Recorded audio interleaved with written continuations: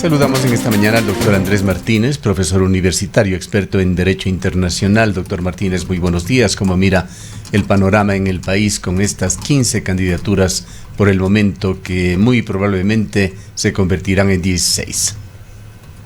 Muy buenos días a todos los que nos acompañan a través de este prestigioso medio de comunicación y un saludo especial a usted, Gustavo y Rosana.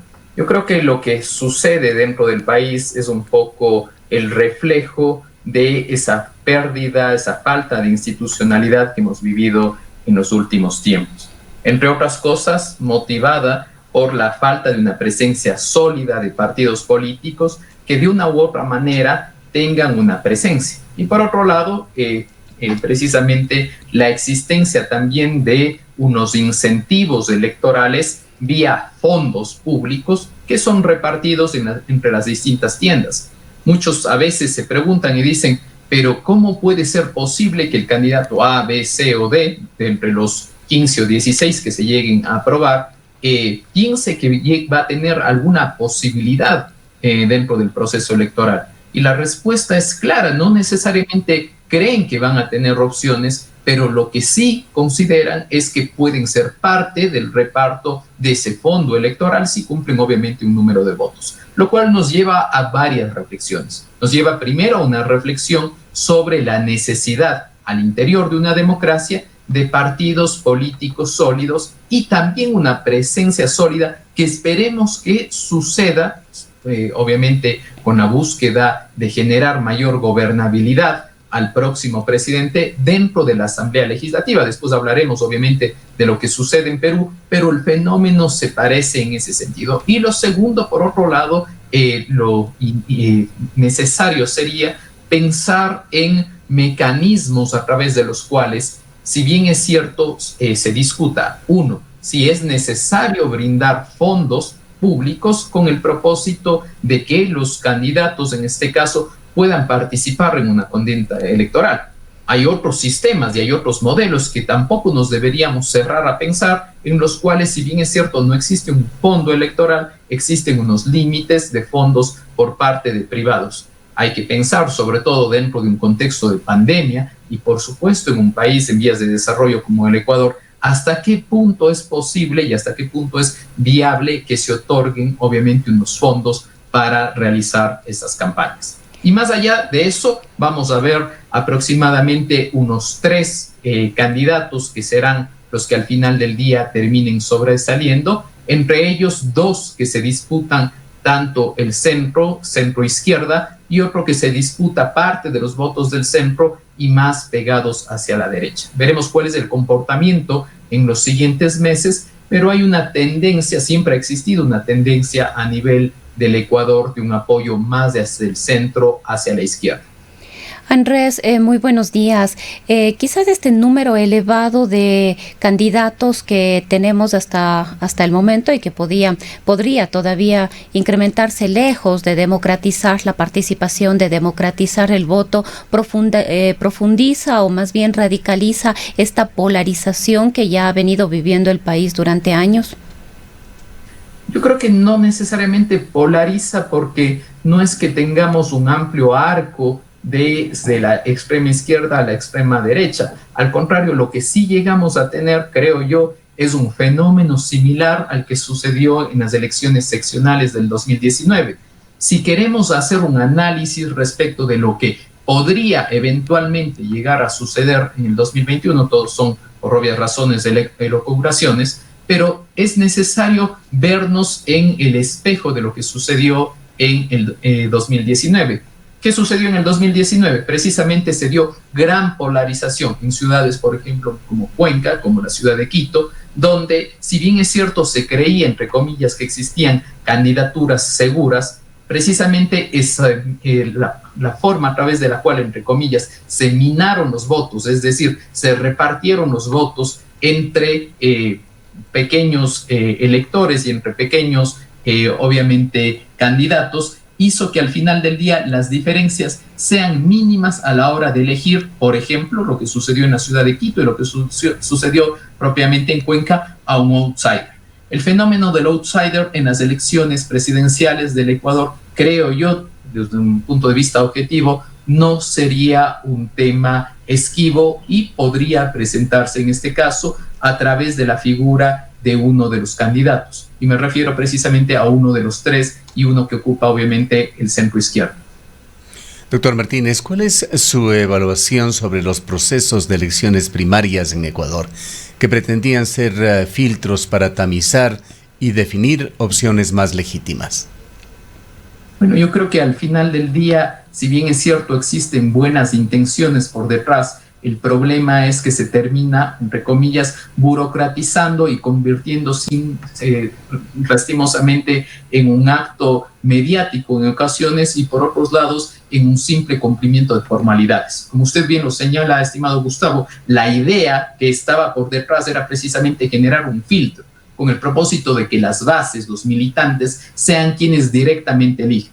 Lo que ha terminado sucediendo al final del día es simplemente que el líder, el cacique de cada uno de los movimientos o partidos políticos hace que obviamente existan unos nombres, a veces en contubernio, con la presencia del Consejo Nacional Electoral como veedores y simplemente se dé un proceso, como le digo, con un simple proceso de cumplimiento de requisitos, quitando en esencia esa idea básica que era obviamente un proceso de participación interna. Permítame que haga simplemente una crítica en este sentido y una comparación similar a lo que ocurre en la aplicación de ciertos mecanismos de participación, por ejemplo, al interior, por ejemplo, de gobiernos autónomos descentralizados, cuando se hace rendiciones de cuentas u otros actos que al final del día terminan siendo mítines políticos.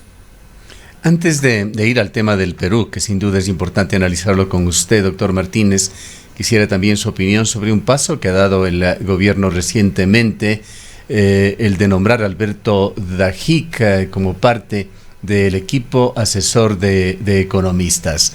¿Qué le dice a usted el nombramiento de Alberto Dajic cuando el gobierno ha señalado que no quiere parecer o actuar de una manera muy secundaria, simplemente esperando que lleguen las elecciones, que quiere dejar enrumbando el futuro de la economía ecuatoriana?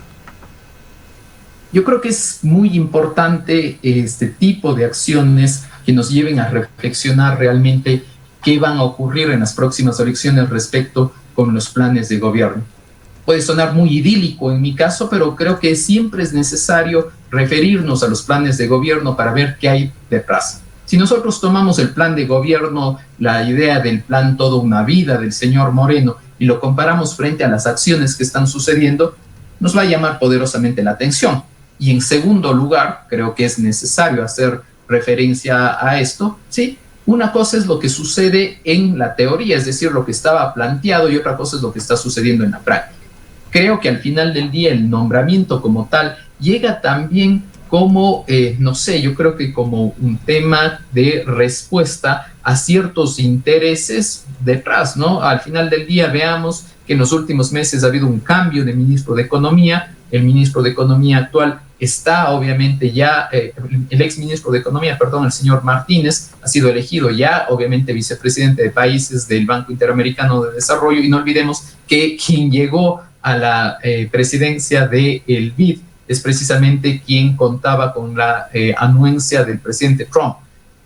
A veces dice que no es necesario pensar muy mal y acertarás, pero al final del día lo que está sucediendo en el caso ecuatoriano también nos tiene que llamar la atención. Y creo que nos tiene que llamar la atención, y no quiero sonar sensacionalista en este sentido, al contrario, pero sí objetivo desde la perspectiva de que creo que a nivel mundial y de manera particular los gobiernos de América Latina cada vez escuchan menos a sus ciudadanos. Ya vamos a hablar precisamente en el caso de Perú, pero en el caso del Ecuador, en octubre del 2019 vivimos una crisis social a través, obviamente, de unas protestas sociales que, entre otras cosas, se iban en contra precisamente de la aplicación de ciertas medidas, entre las cuales, por obvias razones, como nosotros recordaremos, el señor Dajic estaba de acuerdo. Entonces, creo que también hay que tener precaución por parte del gobierno respecto de las últimas decisiones que va tomando, sobre todo sobre lo que podría llegar a suceder, que no quisiéramos que suceda esto,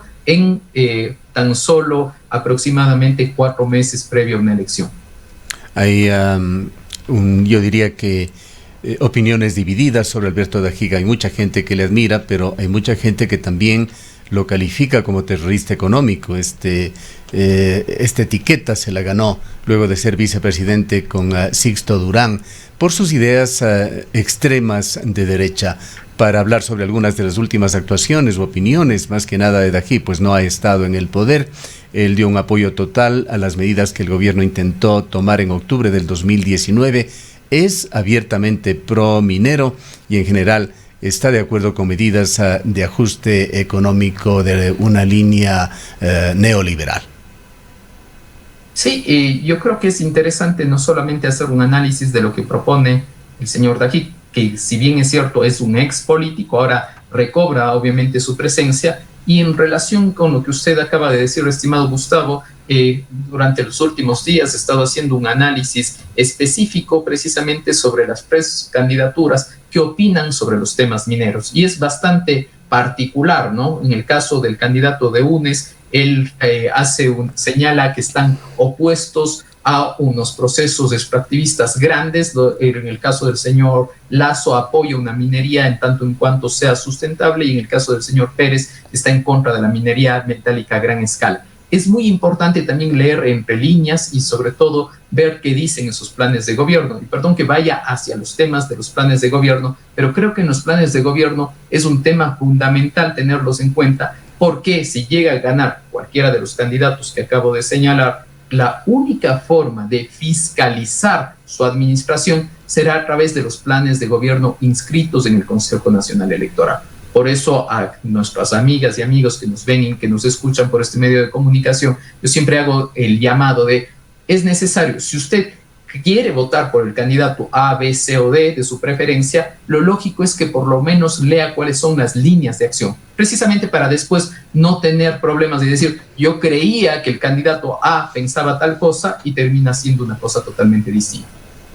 Claro, aquí quizá lo que mayor análisis y seguimiento merece dentro de este nombramiento de Alberto Dajiga como asesor del gobierno. No va como ministro, pero va como asesor en un equipo de asesoramiento que sin duda ha tenido una alta injerencia en las decisiones últimas del gobierno. Las inquietudes que surgen es qué es lo que va a suceder cuando el gobierno señala que en estos últimos meses lo que va a intentar es encaminar el futuro de la economía de Ecuador. Habrá que estar atento a ver qué es lo que sucede, pero vayamos al vecino país del sur, al Perú. Usted hablaba sobre institucionalidad en Ecuador, la falta de esta. ¿Qué decir del vecino país del sur, el Perú? Bueno, en el caso peruano creo que hay un sufrimiento latente. Yo creo que se han mezclado muchos factores. Perú, como podemos ver en las cifras de la mayor parte de instituciones académicas, vamos a ver que Perú ha sido uno de los países más golpeados dentro de la pandemia en relación a casos y obviamente a fallecimientos, y en segundo lugar también respecto de una crisis económica. Sumado a ello se genera una crisis política institucional.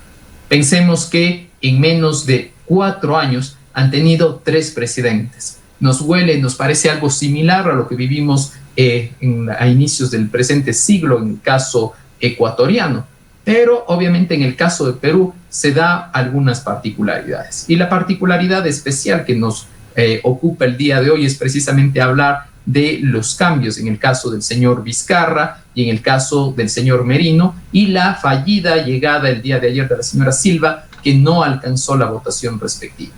¿Qué pasa detrás de esto? Y creo que es muy importante que se conozca.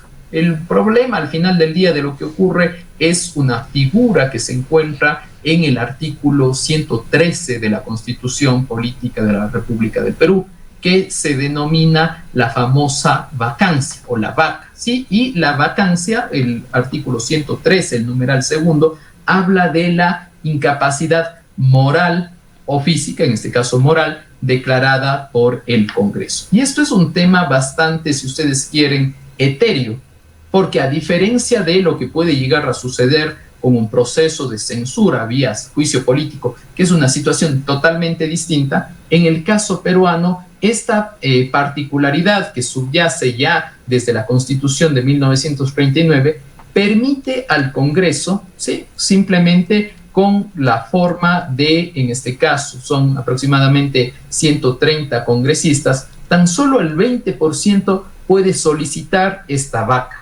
vacancia, ¿sí? Y esta vacancia, después, para que llegue a trámite, requiere el 40% y se termina aprobando tan solo con el 60%. No olvidemos que en meses anteriores, el propio señor Vizcarra, el expresidente de Perú, sí, fue obviamente de manera particular seguido un proceso en este sentido y no se alcanzaron los votos. Además, Vizcarra llegó a ser presidente siendo vicepresidente de Pedro Pablo Kuczynski, que también dejó la presidencia del Perú por esta vía.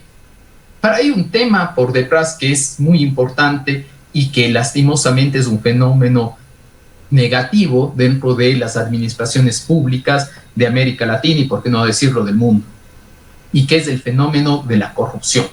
Precisamente los procesos que se siguen en contra de quienes estaban como presidentes son por posibles casos vinculados con corrupción. En el primer caso conocemos y recordamos que era el caso de Pedro Pablo Kuczynski y la relación con la constructora Odebrecht. En segundo lugar, en el caso de Vizcarra, se le acusó también de corrupción en contratos cuando él era gobernador regional, ¿sí? Y en el último caso, con el señor Merino, el problema que llega detrás de esto, y esto siempre es una realidad que va a suceder y que es importante tenerla en cuenta, son los gobiernos interinos. En el caso de los gobiernos interinos, por obvias razones, son gobiernos que no tienen obviamente un tema de un respaldo popular. El tema de legitimidad está siempre cuestionado. Y esto, sumado a los dos factores que acabo de señalar, el tema económico y el tema sanitario, terminan generando unas protestas que lastimosamente fueron repelidas de manera violenta por parte de la Policía Nacional, y ahí también hubo obviamente ya un distanciamiento, la llegada también de la presencia de las Fuerzas Armadas de manera particular, muertos, ¿sí?, 2 jóvenes muertos, detenidos, desaparecidos, e inicios del proceso que llevaron a Merino a obviamente dejar la presidencia del Perú y estar a la fecha, si estamos unas horas ya, el Perú en una vacancia, y está en una vacancia y está en un vacío del poder de manera particular porque no tienen presidente, y también toda la mesa del Congreso renunció por obviamente una presión popular. Ahora, pero más allá de eso, y simplemente con esto concluyo, el tema del señor Vizcarra, ¿sí?, y esto es muy importante pensando en el tema de gobernabilidad del próximo presidente en el caso del Ecuador, Vizcarra y Pedro Pablo Kuczynski llegó sin una bancada de apoyo, y las bancadas de apoyo permiten precisamente gobernabilidad en este sentido. Doctor Martínez, explíquenos desde el punto de vista del derecho internacional, pues daría la apariencia, por las acciones que hemos visto, particularmente en estos últimos tiempos, de que Perú tiene como una especie de sistema democrático parlamentario, pues a pesar de todo lo que sucede, nadie habla allí de un golpe de Estado. Bueno, como estaba explicando, son instituciones propias de la Constitución, y son instituciones propias de la Constitución con el propósito de realizar un control, si se quiere, reforzado del legislativo al ejecutivo, ¿sí? ¿Cuál fue la intencionalidad, sobre todo de la Constitución del 93 y de las reformas respectivas? No olvidemos que Perú previamente vivió, por obvias razones, también un tema de acorralamiento en cambio del ejecutivo al legislativo. Me estoy refiriendo a la época del señor Pinochet. Y en el caso de la Constitución de la República, Fujimori, hablar de esta... Sí, en el caso de Fujimori. En el caso de la vacancia del presidente, es una figura a través de la cual lastimosamente todo cabe, ¿sí? Es decir, que al hablar de vacancia moral puede haber desde una falta personal, desde una falta de un aspecto de carácter político, un tema de carácter delictual, etcétera. Pero regresando al caso del señor Vizcarra, en el caso del señor Vizcarra, si bien es cierto son denuncias que realizan los medios de comunicación, este proceso ni siquiera está judicializado al 100%. Hay denuncias, el señor deberá comparecer. No obstante, a lo que regresamos nuevamente es a ese poder, ¿sí?, de un falso parlamentarismo en el caso del Perú, donde obviamente, a diferencia de lo que se podría pensar, Perú obviamente es un sistema presidencialista, pero tiene un parlamentarismo reforzado por detrás que permite estos juegos de poder a los candidatos. ¿Qué hizo Vizcarra? Porque no olvidemos que Vizcarra también tuvo siempre fricciones con el legislativo.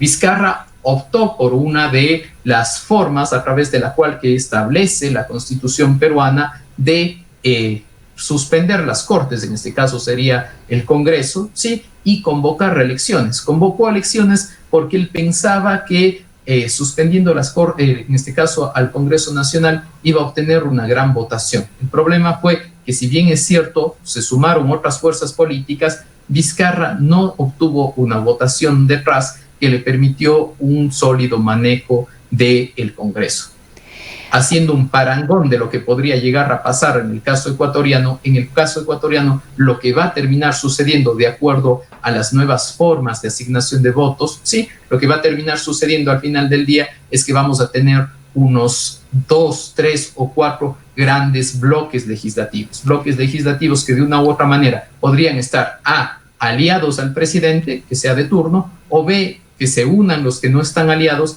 y que también podrían llegar a tener una gran oposición en este sentido. Ahora, Andrés, ¿cómo podemos analizar la reacción de los ciudadanos peruanos? Al inicio aparentemente parecía que el pronunciamiento mayoritario de la ciudadanía era a favor de Vizcarra, se oponía a que Vizcarra sea sacado, en este caso, del cargo, y luego cuando Merino asume el poder, pues la gente, la situación prácticamente se desboca, hay personas fallecidas, personas heridas, desaparecidos. Esto motivó de alguna manera una respuesta, sí, de la institucionalidad frente a la posición, en este caso, de la gente. ¿Se puede hacer un símil desde algún punto de vista con lo que ocurrió en el mes de octubre? Pese a la situación, en ese momento no hubo ninguna respuesta del gobierno frente a las exigencias o a la posición de la ciudadanía. Yo creo que lo que es necesario tener en cuenta es precisamente, creo, esa falta de conexión de la clase política con los ciudadanos. Los ciudadanos, creo que a la fecha cada vez estamos más y mejor informados, existen más formas de, obviamente, obtener información directa, veraz, y creo que también las personas se han cansado al final del día de una clase política que no les escucha, una clase política que les tiene desatendido, y una clase política que, entre comillas, en el caso de Perú que estamos hablando en este momento, también les ha terminado engañando. ¿Y por qué digo engañando? Porque en el caso del señor Vizcarra, no es que todas las personas, no se debe entender que toda la gente que salió a las calles fue a apoyar a Vizcarra. Salían a las calles en contra de las decisiones tomadas por el Congreso. Al final del día decían, atención, en abril nosotros vamos a elegir un nuevo presidente, dejen que termine ¿por qué va a llegar un nuevo? Atención, cuando llega un nuevo, llegan nuevos ministros, llegan obviamente nuevas formas de reparto, y en este caso también fueron algunas particularidades, porque hay que leer entre líneas también lo que siempre digo, la forma a través de cómo se tejieron estos acuerdos entre distintos grupos parlamentarios. Entonces, al final del día, lo que la gente se oponía es a ese tema de, oye político, oye clase política, no me escuchas lo que yo quiero como ciudadano. Tú estás, una vez que llegas al poder, te alejas realmente de lo que quiere la ciudadanía y simplemente velas por tus intereses particulares.